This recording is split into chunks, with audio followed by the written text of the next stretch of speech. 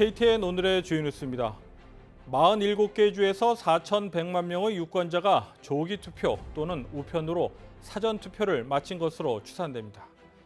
8일 실시되는 이번 선거가 다가올 2024년 대선 전초전 성격을 띠고 있는 가운데 선거 결과를 예상하는 다양한 여론조사들이 나오고 있습니다.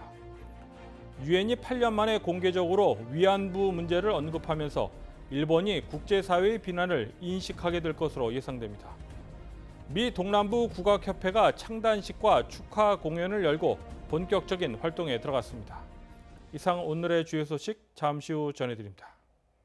CNN 보도에 따르면 7일까지 47개 주에서 4,100만 명의 유권자가 조기 투표 또는 우편으로 사전 투표를 마쳤습니다. 이번 선거에서 사전 투표율은 2018년 당시보다 빠르게 상승 중이어서 코로나19 팬데믹을 거치면서 사전 투표가 확실한 추세로 자리 잡았다는 평가입니다. 격전지로 꼽히고 있는 조지아의 경우 250만 건의 사전 투표가 현재까지 이루어졌습니다. 텍사스주가 540만 건으로 가장 많았으며 플로리다는 470만 건, 캘리포니아는 410만 건으로 나타났습니다. 미 전역에서 우편 투표나 조기 투표로 이미 중간 선거에 참여한 건수는 4년 전 선거 당시 참여 규모를 넘어섰습니다. 아직 우편 투표 접수가 다 끝나지 않아 전체 숫자는 더 늘어날 것으로 보입니다. 한편 8년 전 중간 선거 당시 사전 투표 비중은 전체의 31%, 2018년에는 40%까지 확대됐습니다. 사전 투표는 이번 선거에서 비중이 더 높아질 것으로 보여 사전투표가 미국에서도 확실한 추세로 자리 잡았다는 평가입니다. 중간 선거가 드디어 다가왔습니다. 현재 여론조사 지표상으로는 공화당이 하원 다수당을 차지할 것으로 보입니다. 특별히 이번 선거가 다가올 2024년 대선 전초전 성격을 띠고 있어 전국적인 주목을 받고 있습니다. 김상은 기자가 보도합니다. 이번 선거에는 연방 상원의원 35명, 연방 하원의원 435명, 그리고 조지아주를 포함해 36개의 주의 주지사와 부주지사 등이 선출됩니다. 중간선거는 현 정부의 심판 성격을 띠기 때문에 이번 선거 결과가 조 바이든 대통령의 추후 정책에 직접적인 영향을 줄 것으로 보입니다. 특히 이미 다수의 여론조사에서 공화당이 하원의 다수당을 차지할 것으로 예상되는 가운데 바이든 대통령의 국정 동력 유지에 브레이크가 걸릴 것이라는 평가가 잇따르고 있습니다. 상원까지 공화당이 다수당이 될 가능성이 제기되고 있어 초박빙의 상황입니다. 정치 분석 매체 리얼클리어 플리틱스는 7일 상원에서 민주당이 44석, 공화당이 48석을 확보할 것이라고 예상했고 하원은 민주당이 174석, 공화당이 227석을 차지할 것이라고 발표했습니다. 이러한 위기감 속에서 바이든 대통령도 뉴욕과 플로리다, 뉴멕시코 등 7개의 주를 찾아 민주당 후보를 지지하고 나섰습니다.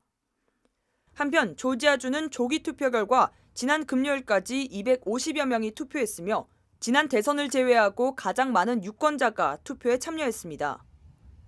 일부 부재자 투표용지 발송에 문제가 있었던 캅카운티는 월요일 긴급 청문회를 열고 용지를 제 시간에 받지 못한 최대 1,036명의 유권자에게는 투표용지 반환 마감일을 연장하겠다고 발표했습니다. 현재까지 카카운티에서 부재자 투표용지를 받지 못한 1,036명 유권자 가운데 대부분은 부재자 투표를 취소하고 직접 투표를 했으며 아직 716명은 투표하지 않았습니다. 조지아주 중간선거는 11월 8일 화요일 오전 7시부터 오후 7시까지 조지아 전역 2,500여 개 이상의 투표소에서 진행됩니다. KTN 뉴스 김상은입니다.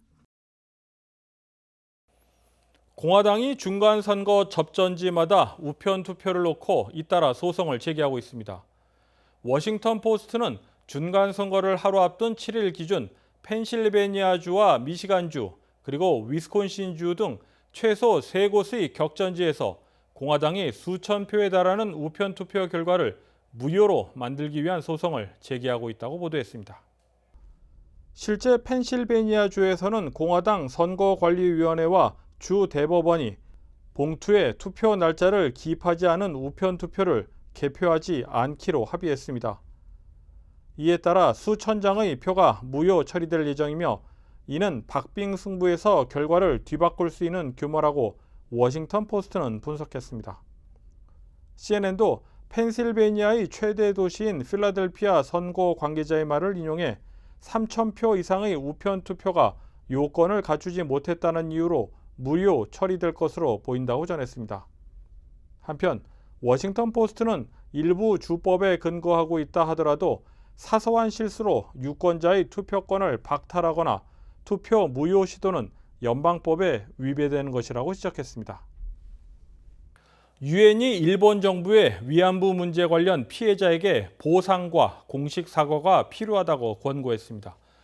유엔이 8년 만에 공개적으로 위안부 문제를 언급하면서 일본이 국제사회의 비난을 인식하게 될 것으로 예상됩니다. 김상은 기자가 보도합니다.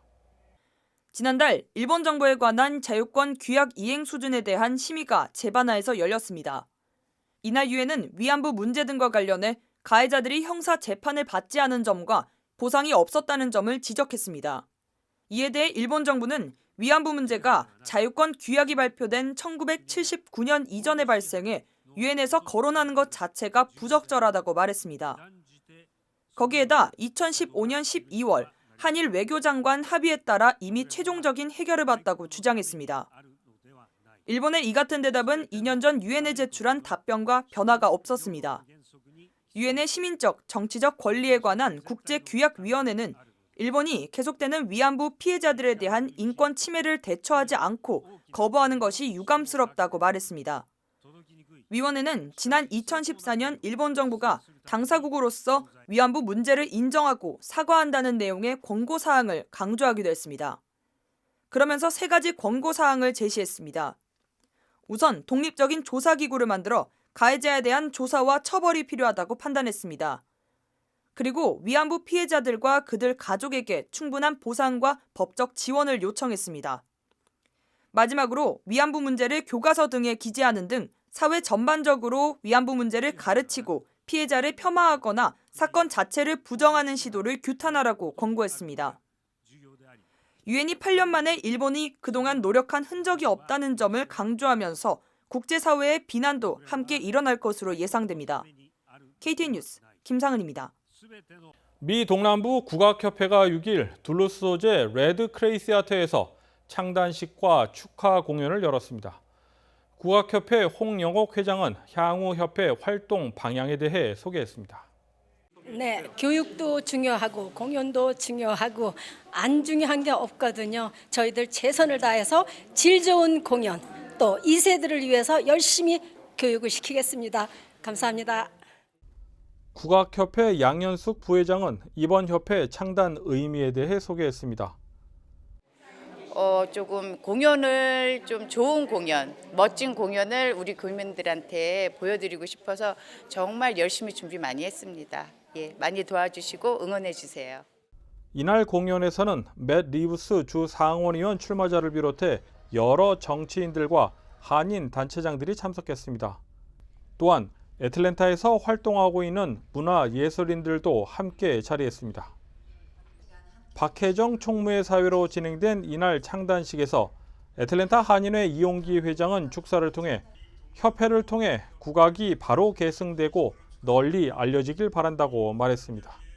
2부 축하 공연은 양현숙 부회장의 대북 연주로 시작됐습니다. 이어 단원들은 아리랑 음악에 맞춰 춤사위를 선보였으며 관객들은 박수로 화답했습니다. 계속해서 태평무와 벚꿈춤, 가야금 병창과 입춤소고, 그리고 건무와 범 내려온다 등의 공연이 이어졌습니다.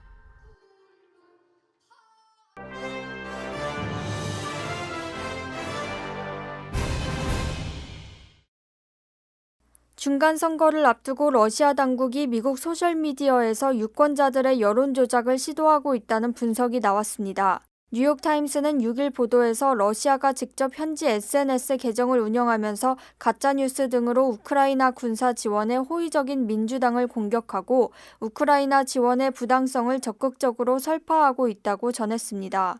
뉴욕타임스에 따르면 인터넷 리서치 에이전시 IRA는 러시아 정부가 후원하는 일종의 댓글 공작 부대로 2016년과 2020년 미국 대선 당시에도 허위 정보 등을 퍼뜨리며 선거 개입을 꾀했다는 주장이 제기된 바 있습니다.